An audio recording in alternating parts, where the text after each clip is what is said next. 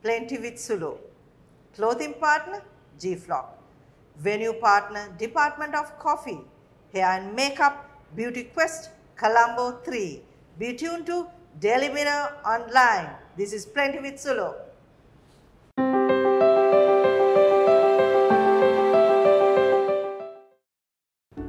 Hello everyone. Year 2023 with Plenty with Sulo. This year we are going to bring some exciting personalities who's going to talk about country situation, politics, corporate issues, society, women, children, men, and also some international personalities who's going to speak about the world economy, branding, marketing, how Sri Lanka can move forward. So, this year is going to be very critical for Sri Lanka, but positive way forward can bring a positive Sri Lanka. So let me welcome our guest. He's someone who speaks about brand and he's known in the corporate industry nationally and internationally. He is none other than Santosh Menon. Hi Sulo. Hi Santosh, and it's a privilege to have you. I know you just returned from India. So today we are going to speak about branding and everything. But before that, Santosh, I know you have worked in India, Bangladesh, am I correct? Indonesia. Indonesia, and also countries where Sri Lanka is very close, right? Yes. Now 15 years you are in Sri Lanka. Yes. Okay. Now just before we start all these conversations, tell me what it is this brand building, brands? You know, first of all, Sulo, thanks so much for having me here on your program. It's actually a privilege for me to be here as well. It's a real privilege for all the fantastic work that you do with women. And I'm part of it in some small way. Yes. So to that extent, I know the kind of hard work that you and your team put in to create those awards. So it really feels good for me to be part of something that you're doing. So thank you. It's an honor. Honor to start the 2023 with a person like you. Thank you so much for your kind words. So, I mean, let's get into the topic of branding. Actually, it's very simple. As a business person, you want loyal customers. Yeah. And you want to increase that customer base all of the time for your product and for your service. And you want increased margins and increased profits. I mean, as a businessman, those are the things that you want, right? And in that context, branding is very key. Because when you do branding and when you do the exercise of branding, instead of just keeping it as a product or a service, and if you're able to build a brand, then you're adding additional value to that product. Yeah. And that adding of value is the one that actually ensures loyalty, increases your customer base, and increases your profitability. So simply put, branding is an essential component to have a long-term context and a long-term relationship with your customers, to retain your customers, to increase your customer base, and to improve your profitability. Now, as we get further into the conversation, I will get into the details of how to do the branding and what are the challenges when it comes to doing branding, in any scenario. As you correctly said, branding is something which is very important. It's a key. Yes. And you mentioned retaining customers are more important than getting a new customer. Yeah, well, I'm actually, both are important. Having a loyal customer is extremely important, but in the long term, you also want to keep increasing your customer base, because that's how you grow your business. Yeah, agree. So, as I said, you are being here for 15 years and you have built some amazing brands in Sri Lanka. What's your experience on that? Oh, I mean, terrific. I mean, I would say that I've really enjoyed myself working in advertising in Sri Lanka. I mean, the brands that I have helped create. I mean, ultimately a brand building exercise happens because there is a team of people. In our case, we are an advertising company. So from the advertising agency as well as from the client end. And that team together comes up with ideas and thoughts on how to build brands and take the idea and the brand forward. So I think I would say that this entire exercise of working with clients in Sri Lanka and working on brands and creating those brands has been quite amazing. If you'd like me to illustrate right now. Yeah, please. a brand that I'm particularly proud of is a brand. Recently I was in a research presentation, and in the research presentation, the research person said that in 2022 they did a study on who Sri Lankans thought were iconic women. Okay. And one of the iconic women, which Sri Lankan women thought was an iconic person, was Mrs. Pereira. Mrs. Pereira. And Mrs. Pereira is the character we helped create for Rati. Rati, Nona Karai Gandume Rati. Yes, I mean, absolutely. And this what was amazing was that here was a brand in 2004, which I think the intention was to migrate that brand and get the customers to move from Rati to Anchor in those days. That was the thinking. But I think by virtue of us creating that whole idea around Mrs. Pereira and around the brand, we've managed to create a very successful brand, and which meets all these criteria which I told you. It has a loyal customer base, and actually over a 18-year period, it has continuously increased its customer base, and it has been an extremely profitable brand as well in terms of the value that we've provided to the consumer, in terms of creating that intangible value of this smart woman. And that's a connection which every Sri Lankan mother now has with the brand, that she kind of gets a feeling every time she purchases it that she's purchasing something that has true value and something that actually presents her as an extremely smart, capable woman who truly understands the true value of things. So I think that's the intangible value that the brand has created, for which the consumer is willing to go back again and again to the brand. So actually, you all have taken a woman, made her a brand for people to follow. Yeah, absolutely. I think we have understood the Sri Lankan woman, the fact that she's an extremely capable person who actually holds the purse strings of the home and makes decision on behalf of the entire family, and reflected that powerfully in pieces of communication around Rati. And therefore the consumer has been able to see Mrs. Pereira and see a bit of herself in Mrs. Pereira. It gives a pride for Exactly. So brand building a brand has to be connected with day-to-day life of people. Absolutely has to be. And I think the more deeper the insight, the more differentiated the insight, the more unique the insight, the better the chances for the brand to actually be successful in what it's doing. And those are the kind of key things that one needs to keep in mind when it comes to creating brands. Agree on with you, Santosh. Now, Santosh, you are coming from a country, our neighbors, and one of the main brand builders, right? Film industry, if you look at the corporate, some of the big brands were born in India, right? And also the film industry is a huge brand for the country and to the world. And also the personal branding, education and society, and all wise you all have made brands, and also women, right? So comparing on that big country who has made brands and then got the poverty out of it, crisis, now it's one of the leading countries. So how do you think Sri Lanka can learn from India? Because you say brand as a customer loyalty, building customers, and also confidence, and also giving respect, icons. So Sri Lanka is still looking for that.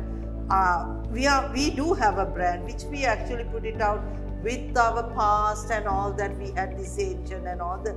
We have that culture and everything. But how Sri Lanka can move forward, taking some of the positives and learnings from your country and move forward as a branded country with branded, I would say, ethics and the products. We do have some quality products, quality culture to give it back. But what is your view on that? Yeah, first of all, comparing India to Sri Lanka in that sense is not right, strictly speaking, because obviously India is a much larger country, much bigger population. I mean, I would say that I always say when you talk about India, it's 29 countries. Yes. I mean, it's not one country in the sense that if you look at it from a marketing perspective, we are only one of the smaller states will be ourselves, but we still can learn a lot. Yes. So I think, if you really look at India and branding, I think the time when the Indian economy liberalized in 1990s, is when actually the journey towards creation of brands really started. And I think there were some very important people in the forefront of creating and starting that revolution. There were some very bold advertising people. Equally, there were some very bold marketing people from the client's end. I think at the end of the day, advertising people will be the first to admit that without extremely supportive and bold clients, there is no way you can create the kind of things you really want to create. The key learning, if I really think about it, because I have spent actually not even 15, cumulatively I've spent 18 years in Sri Lanka. If I really look at what is the key difference between why India did what it was able to do, and the key learning from that would be the fact that Indian marketers did not purely go by the fact that India had many traditional aspects to it. Okay. And didn't think, we have to be straight, we have to be upfront, we have to be direct, it's all about selling. No, I think Indian marketers went deep into the psyche of the Indian consumer and actually found needs and wants which in a sense were pretty universal in nature. And by that, they went and actually created ideas and brands which resonated with Indian consumers. Of course, in terms of the execution, in terms of the way it came out, it was very Indian. But even then, there was a certain boldness in the approach. There was a certain experimentativeness in the approach. There was a certain, I must try this, even if it means I may fail. It's a failure, but let me try. Exactly. Yeah. And that's a very entrepreneurial approach to brand building, which is to say, you could fail sometimes, and you may not be successful sometimes, but we got to try, because unless you try, you never know. And I think that's something we can learn from here. The appetite for risk and the appetite for taking a chance needs to increase, is my view. And I think, it's not that Sri Lanka does not have brands. Sri Lanka has some amazing brands already. Across categories, there are some fantastic brands, but there could be more. And I'm sure if we develop that appetite for risk, and if we develop that appetite for trying new things, we could be fantastically successful in creating brands across all categories. Brands does not mean always successful. There can be failures, and failures also can bring a brand out. Yeah, the brand building is a process, and it's a process just like any other thing where you keep learning. The process, if you apply it right, you will end up with something successful, but every action needn't result in a successful outcome, is the point I'm making. That's a good thing, because as you said, I think Sri Lanka we do have some amazing brands, but the new brands can come, and there is a space for us to grow. Yes. And also taking that risk, trying out, it needed. Yes. And it really needed. Santosh, I'll just jump to the social media. Now the social media is a huge thing in Sri Lanka or the world also. And this personal branding is coming out. Everyone wants to be a brand and all that. What is your view? Is it personal branding has something to do with social media or the way of life, or what you deliver? What is your view as a brand builder? See, first of all, fact is, whether you build your brand or not, a brand already exists. And what I mean by that is, if you ask people about individuals, everyone will have a point of view on that individual's strengths, weakness, what they think of that individual. Yes. Professionally, personally. So the brand already exists. Yes. But with social media, now you have an opportunity to kind of create a brand for yourself, which probably didn't exist in the past. Yes. Because whether it is LinkedIn, whether it is Facebook, whether it's Instagram, whether it's Twitter, your authentic, real voice can actually be projected to the public. And you don't need to go through someone to tell your story. You still can have something. Absolutely. There are many ways in which you can tell your story. For those people who are not very good at writing, are they good at creating images and writing small sentences? You know, it's not very complicated, it's not very difficult, but your intent should be there to say, I want to craft my own brand. And when I say craft my own brand, doesn't mean you should try to be someone else. Yeah. You should try to be yourself. Be authentic. Be authentic, Be be real. I mean, that's my view, because at the end of the day, if you're trying to be somebody else, it will be found out. Yeah. If you're trying to be yourself, the chances that you will shine in your unique glory, that chance is much higher. Okay. Good message. Be yourself. There is a room and there's a platform. Yes. So you don't need to have all these people writing paragraphs and everything. You know, I have to tell you, right? I make this point in a presentation. Now, if someone's going to meet somebody else for a professional meeting, you know what happens before they meet? They check out their LinkedIn page. Yeah. They check out their Facebook page. They check out their Instagram page. Suppose someone's coming to meet Sulo. They will check out. So what is Sulo? Who is Sulo? What do they do to check them out? Go to Google and say, Sulochana Segara. What comes will determine what they think of it. So we have to be careful on not what we post also, and also what we comment. So many of the people whom I know go and comment and also log their profiles. So I always say to the young people, now the world is changing. They will know you from the social media, from the net. Yes. Not when you meet you, they will know you, but before that, they have their own I use this term, stalker, the Google stalker. Now, I mean, when I say Google stalker, it sounds like a really bad term, right? But in reality, 99% of the people I know, before going for a meeting to meet someone, they check. Yes. They stalk. I mean, they literally stalk to figure out your digital footprint. So what's your digital footprint going to be? You have to check it out beforehand. So you have to be clear what your digital footprint already looks like. Go to Google, put your name there and see what comes out. I always because that's what people are looking at. Yeah. That's who you are. That's exactly. your brand. That's your brand. Yes. Good. Santosh, now a lot of brand builders speak about the ownership of the brand, but not the sustainability of the brand, because a brand sustainability give a credit to the person who has built a brand, right? Yes. So how do you think the world look at the sustainability of a brand, and what is your view and suggestion for something for Sri Lanka also? Because we build brands, another 2 to 5 years we forget the brand.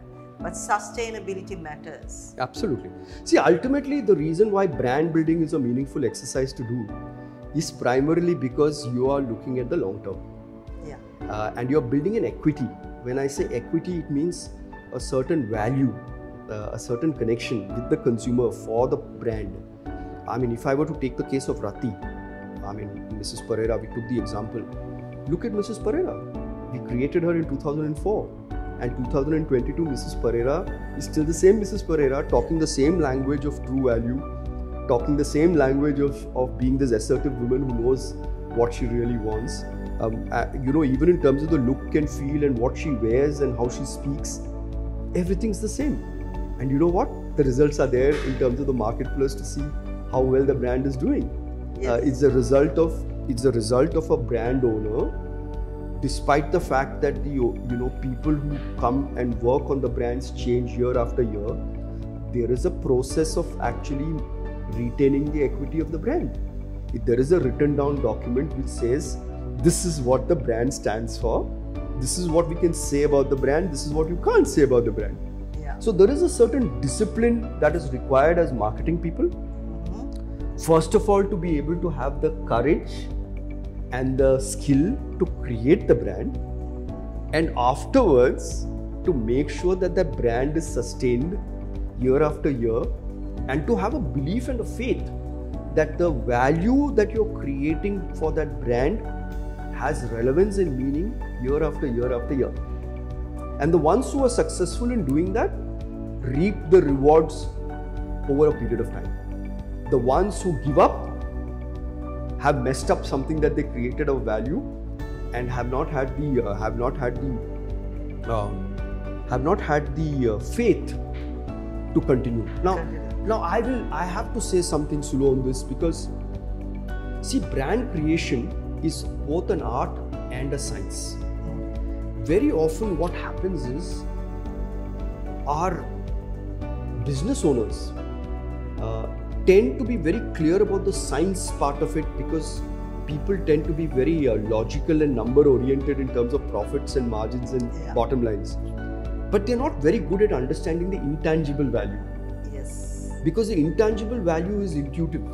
It's from the heart. It's from the heart. And not too many businessmen are able to understand what are these intangible values that need to be retained, how to retain it, how to hold on to it, how to preserve it. That's where the cookie crumbles. That's where the idea that you've created with somebody is created with so much love and understanding falls apart when that person goes in. Yeah. I mean, so, very often I would say to brand owners, put the discipline of writing it down, even if you don't understand it, and even if you don't understand the intangible value, have people with you who are able to tell understand the story, how you build it. Yes. Keep it even if you're not there. This is why this brand was created. This is how it was born. Yes. So they get connected, whoever comes. Yes. Who is your target consumer? Yeah. What is the key insight on which you're operating around which your brand is operating? What is the value that your brand is providing to that target consumer? And is that changing? Keep evaluating. Research is important in these things. Sometimes many clients don't see the value of research. For me, a disciplined marketer who understands brand building also sees the value of research, because you're constantly tapping the pulse of your target consumer to understand if your consumer has changed. Good advice. That's a very good advice. Santosh, I want to ask you, as a brand builder and someone who speaks about marketing and whom I know that will always be very authentic, very honest. If you were given a chance to build Sri Lanka brand, do you think you will change something and build it in a positive way? Yeah, I mean, obviously, Sri Lanka is a brand waiting to be created. A brand waiting to be created. Oh, that's a good word. Okay. Because at the end of the day, you have a very beautiful country. There are many strengths that Sri Lanka has. Let me put it this way, right? Take my own country, India. Very often Sri Lankans think India is where the value consumer comes from as tourists. I know of many of my own friends who are willing to spend a lot of money on a holiday. And I know that when they come here, I don't ask them or allow them to travel by the normal travel agent routes of Bentota, Nuvarelia, Kandy, Dambula, go back home. I don't allow them to do that. I make them spend money and go and see some really fantastic places in Sri Lanka where you might have to spend more money but get great experiences. And I can tell you, I have done that over the last 18 years to close to 20 families of friends. All of them keep repeating, and they tell me, Santosh, we would never have known that Sri Lanka has these offerings. Thanks to you, we are able to experience this. They're paying the money, but I am showing them a new way of seeing Sri Lanka.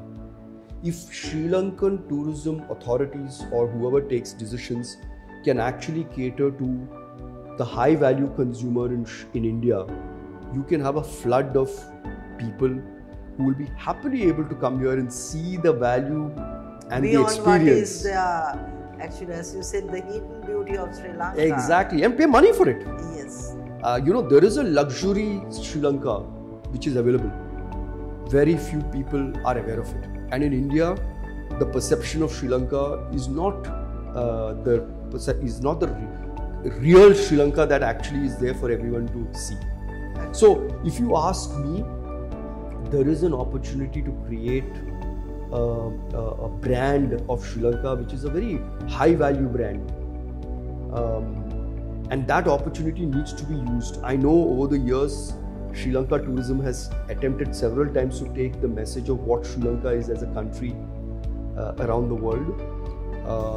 But somehow or the other, those activities have not happened. For whatever reason, very difficult for me to put a finger and say what the reasons are. But the fact is, there is a need for Sri Lanka branding. Too often, Sri Lanka's image has been associated with terrorism. Yes. In the past and bombs. I remember when I first came to Sri Lanka, people asked me, are you safe? And I said, I feel safer in Colombo and in Sri Lanka than I would feel in Mumbai. That was my honest opinion because that's how I felt.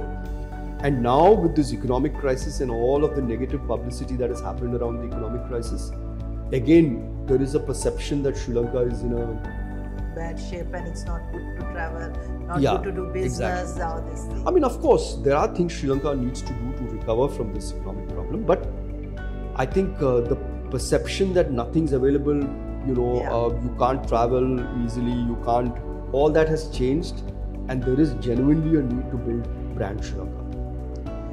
Great, I would say great discussion, and you have put it up some great thoughts for Sri Lanka and also for people who are watching to think about their brand, think about their corporate, think about their product brand.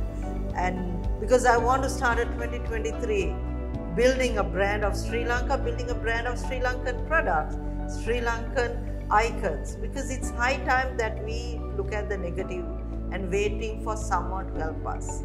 So that's why I invited you for my first episode. Thank you so much, Sulo. I can't endorse that more. At the end of the day, one way to come out of the economic crisis is for products and services to add intangible value to their offering, get loyal customers, expand their customer base, and to build a long-term relationship with their customers so that they can have profitable businesses. At the end of the day, that's what all businesses want. And I think branding can play a very important role in doing that. Thank you so much, Sulo, for having me. Thank you, Santosh. I know you're a busy person and you just arrived to Sri Lanka from your vacation, but you didn't say no to me. Thank you so much. Thank you. Today, Santosh Menon, who's a brand builder, who has many years experience nationally and internationally, said, Sri Lanka is a brand waiting to be created. Are we ready to create our brand? Are we ready to create our own Sri Lankan brand? So it's something for us to think about and also to work on 2023. This is Plenty with Sulo. Be tuned to Daily Mirror Online.